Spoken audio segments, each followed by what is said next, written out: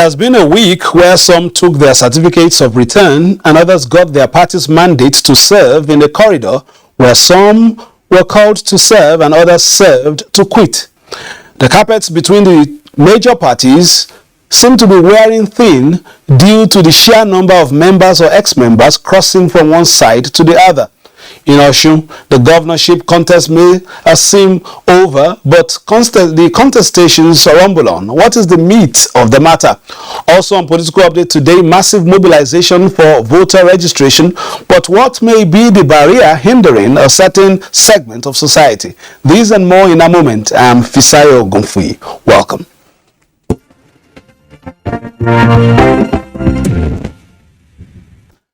This week, the All Progressives Congress formally presented former Governor of Borno State, Senator Kashim Shettima, as the vice presidential candidate of the party in the 2023 general elections. After the June 8, 2022 APC presidential primary that produced Bola Ahmed Tinubu as the party's presidential candidate, the much anticipated presentation and endorsement of Kanuri-born Kashim Shettima was next in APC's bid to retain its tenancy at the Aso Rock presidential villa. It was a unanimous submission by stakeholders here that difficult moments required strong people, hence the Tinubu and Shettima candidature in order to bring succor and sustain the gains of the APC-led government beyond 2023. To our great party, the unity of purpose, the togetherness for success is what we believe in and it's what we do. To use our diversity for prosperity and not an instrument of division. We are in no doubt that as well has found an able, competent, patriotic, supportive. Kashim Shettima is going to offer honest, sincere, independently verifiable advice that will put to the betterment of our country. The national chairman of APC, Abdullahi Adamu, says the team represents the wishes of the more than its 40 million members. As Waju Bola Tinubu is a man who has also thrown his arm around every tribe in Nigeria. He has offered his shoulders for those in pain to lean on. The vice presidential candidate gave assurances that he will be a leader for Nigerians not ruled by sectionalism. I don't intend to be the vice president to represent members of the Islamic faith. No. The Sultan of Sokoto is capable of being that. With the official unveiling of the vice presidential candidate of the All Progressives Congress, and as the party gets set for campaigns ahead of the 2023 election, the unanimous position here is that Nigerians should see the team as one that will not discriminate against any religion or tribe.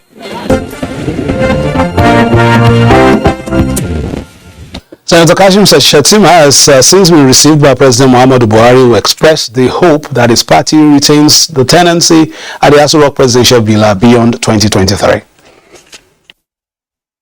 President Muhammadu Buhari received the APC vice presidential candidate shortly after being unveiled by the leadership of the party and presidential candidate Asiwaju Bola Ahmed Tinubu. The president expressed delight with the choice of the former Borno State governor as vice presidential candidate, expressing strong optimism that the APC ticket will emerge victorious in 2023. He applauded Senator Kashim Shettima for his consistency in the party, finishing well as governor for 2 terms, keeping touch with his base and maintaining support to his successor in office. The vice presidential candidate thanked President Buhari for his empathy, support, and positive role, leading to his emergence as running mate to the APC presidential candidate Asiwaju Bola Tinubu. We owe him a debt of gratitude. He deserves to be celebrated, and we are here to celebrate him and essentially to thank him. most sincerely from the bottom of our hearts. And he has given us his word that he will campaign vigorously for the ticket for us to cruise home to victory. Senator Shetima promised that his vice presidency will not be for the troika of Hausa, Fulani and Kanuri, but for all Nigeria, irrespective of ethnicity, religion or geographical place of origin. We are not coming into government to represent the Muslim or the Christian faith.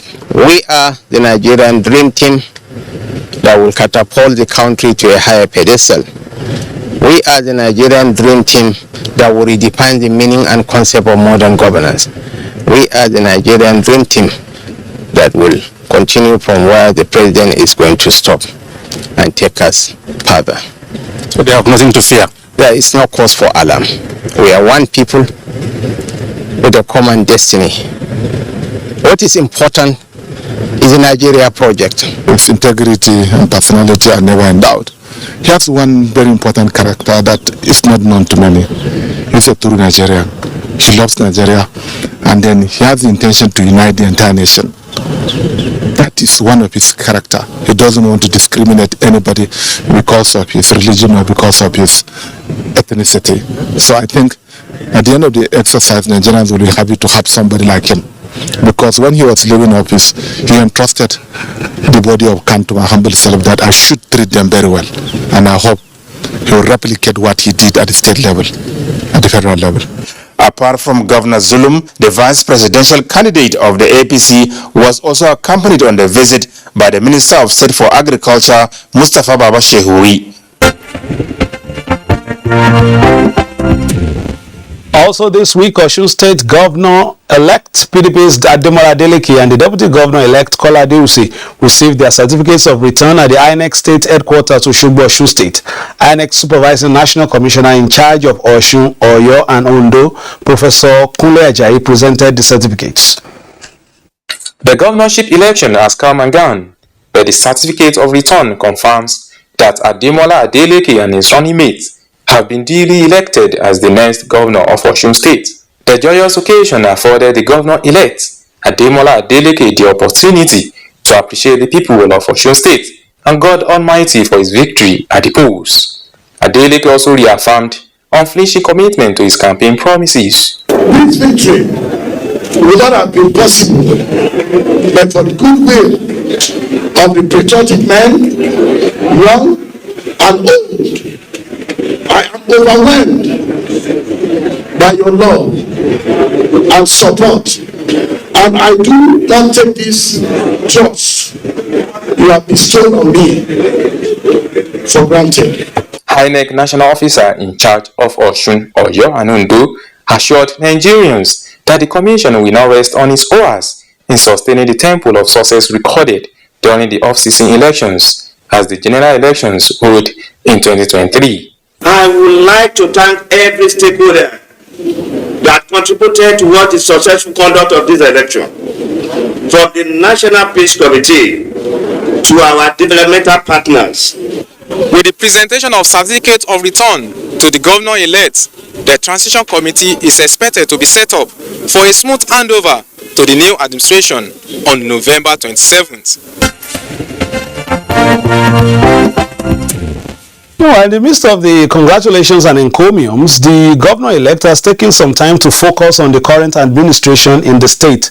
A statement from the governor-elect says attention, quote, attention has been drawn to the unwholesome criminal activities by some government officials and appointees of the current governor directed towards pilfering of state assets, conversion of public assets into private ownership, illegal awards of licenses, and incurring superfluous loans and expenditure. Well, joining us on the program from our Ibadan Network studio is the Chief Press Secretary to the Governor of Osun State, Ishmael Omipodan. Now, first, have you congratulated the winner yet? We are still studying the result of the election, and once we are done with our review, we'll take the next step. Okay, if you listen to that introduction, some allegations have already been leveled against the current administration in the state. What is your reaction to this? Just about 4 days or 5 days, you have already been accused of so many things. happy that you also echoing the fact that it's just about 4 or 5 days after the election. First and foremost, you need to do a background check of my principal, the governor of the state, very well. Somebody who had governed the state for 3.5 years plus now, it didn't prefer in the last 3 years, didn't prefer in the last 1 year. And this is one man who came in at a time when many had thought would be unable to do anything, largely because of the atmosphere, the situation that threw him up.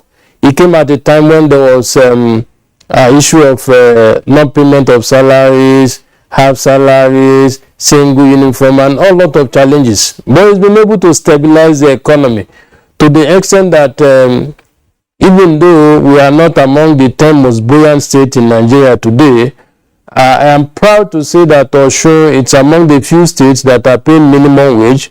Osun is among the states that are not owing salaries as I speak. Osun, it's one of the 5 states that have been that are up to date as far as remittances of contributory pension is concerned. So the allegation is just one of those lies that the PDP sold to our workers into believing that they have something better than what we have been able to offer in the last 3.5 years. Let's go back a little. I heard that if I heard you correctly, you said you're still studying the outcome and what has just happened. What are you studying there? Well, you see, when events like this take place, you need to do stock taking. We are interviewing our agents. Just this morning, the governor had a meeting with the stakeholders from all over the state, the 30 local government plus 1 area council. I give you one of the instances. In Ede, which is the stronghold of the governor-elect, by 7:30 p.m. or thereabout, most of the media houses were already reporting that voting had ended. But I tell you that up to 10 p.m., voting was still going on in parts of Ede. We have evidences to show that those who voted at 9:30 p.m., at 10 p.m., were not on the queue as at 2:30 p.m. as stipulated by the INEC guideline. This is just one of the reviews we are doing. But you know, like I said, we are doing our review, and I'm sure by this weekend we should be done, and we hopefully will take a position on the next line of action. Some of these positions or some of these reviews why the governor-elect, I saw him clutching at his certificate of return very tightly. Well, let's move on very quickly and see some of the review a little. Some allegations were made in that statement, but is government going on as we expect in Osun State at the moment, or is it a case of licking the wounds, or is some state of flux? No point licking any wound. Don't forget that in January this year, when Mr. Governor was felicitating the people of the state on the New Year, he did appeal to them that yes, year 2022 is an election year in the state, but that as a responsive and responsible government, we would ensure that politics does not take shine off governance. And I tell you, up till about 2 weeks or so to the election, we were still inaugurating projects. We were flagging off, projects. For instance, the Abuja road, which it's a federal road by all standard. We flag off the construction of that road barely a month or so to the election, and as I speak to you, work is ongoing on that road. same several other projects. The truth of the matter is that for us, the outcome of this election is an improvement on what we had in 2018. In 2018, the governor scored a little over 255,000. But in this election, he pulled a little over 357,000. That's an increase of over 100,000. And so that is to show you that some citizens of the state truly appreciate the good work that the man is doing. Let me come in here. I will say something in Yoruba and I will translate again. Yoruba say bikule lepani to do lepani. That means that if something bad in the house doesn't kill you, the one outside can't kill you. Do you think that it could be a scenario that members of the party who felt a bit aggrieved, or some that may have been disaffected in one way or the other, may have worked against the party on Saturday?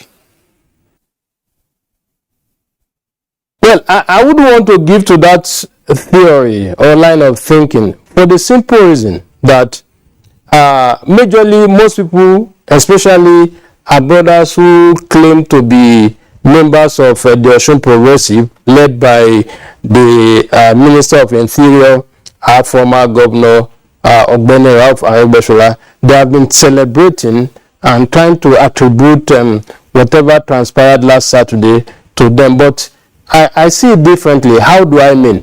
Aregbesola is from Ilesha East. In 2018, as an incumbent, as a sitting governor, APC scored a little over 9,000 in Ilesha East. Go and check the records. But in this last election, my principal pulled a little over 13,000 votes from the same Ilesha East at a time when Aregbesola and all his associates stayed away, not only from our campaign, but from even participating in the election in our support. So I wouldn't want to sit here and give them undue credit.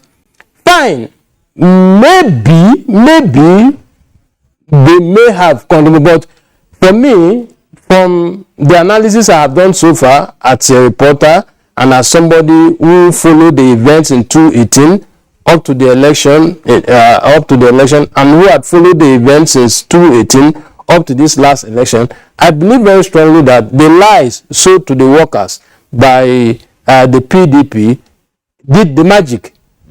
Because where we lost heavily, especially in Osogbo and Olonda, are areas that are populated by civil servants and pensioners. And it will interest you to know that what they are accusing my principal of were some of the things he inherited from the previous administration. For instance, they were of the view that we should go and borrow money to clear the backlog of arrears of salary that we inherited.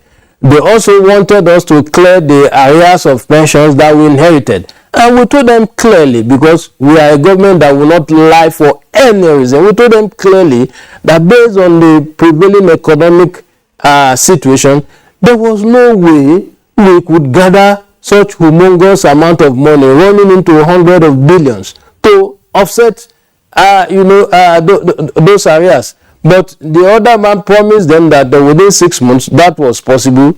Perhaps they fell for that lie, and that probably was what happened. It has nothing to do with the Aregbesola group. Time is not time is not our friend. One would want to ask. I don't know what the plan is, but if it was in some other states, we'll see that in another 4 years there's another opportunity, as well as we've seen in Kano, we've seen in Ekiti, or all that. But in the next few months, what is the plan in terms of the development of Osun?